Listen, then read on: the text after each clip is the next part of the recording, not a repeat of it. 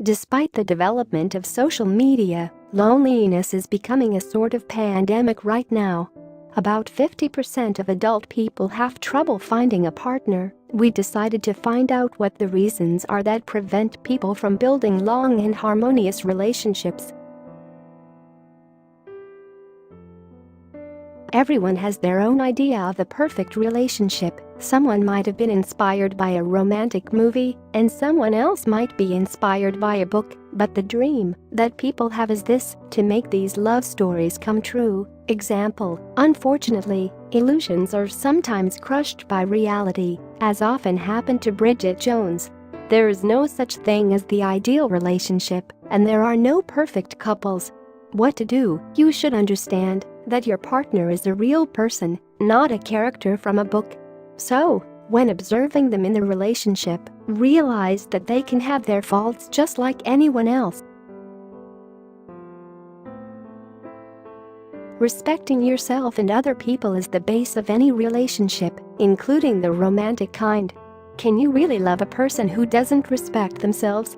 This connection will most likely be based on feelings of guilt and won't do anything good for either partner. Example: Kate Winslet's character in The Holiday was in love with a person who used her for her loyalty and talent.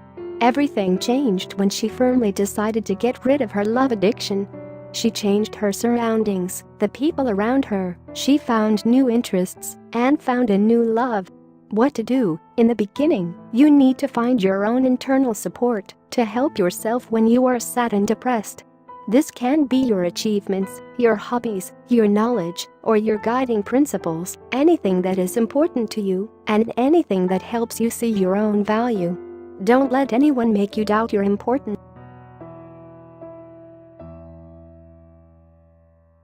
There is an opinion that manipulation techniques can help fix a relationship, but nobody likes being manipulated, or even worse, when someone tries to change us. Example: Rosamund Pike's character in Gone Girl wanted to punish her husband for cheating so much that she made him her puppet, forcing him to go through more and more challenges.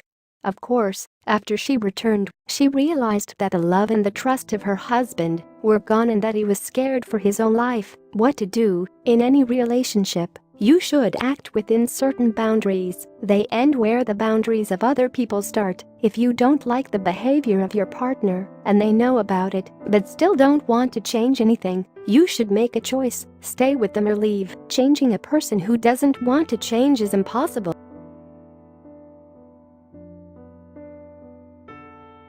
Everyone makes mistakes, and you probably have too. But sometimes, when you make a mistake, you can't gain the trust back, even when you are completely sure this will never happen again. Often, we are too strict when judging other people, and not strict enough when evaluating ourselves. Examples: Rachel and Friends had a really hard time forgiving Ross's cheating on her.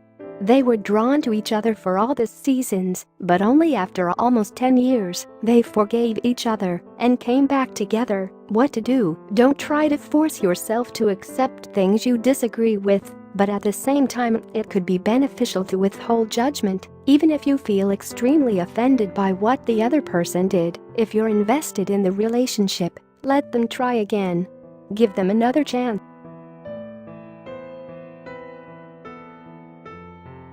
We are used to treating love as the ultimate happiness and joy, but sometimes it's more important for people to deal with more pressing concerns before building a relationship. Example: this is one of the ideas in the movie Wild that is based on the autobiography of Cheryl Strayed. A girl walked to 1,800 kilometers alone in order to get over her divorce, the loss of her mother, and find peace with herself. Afterward, she ended up getting married in the same place where her path ended. What to do? Sometimes you just need to be alone in order to be able to fix whatever is wrong and find happiness, especially before you start a relationship again. This can sometimes be better than leaning on someone's shoulder when you're having a hard time. This is how you develop your will.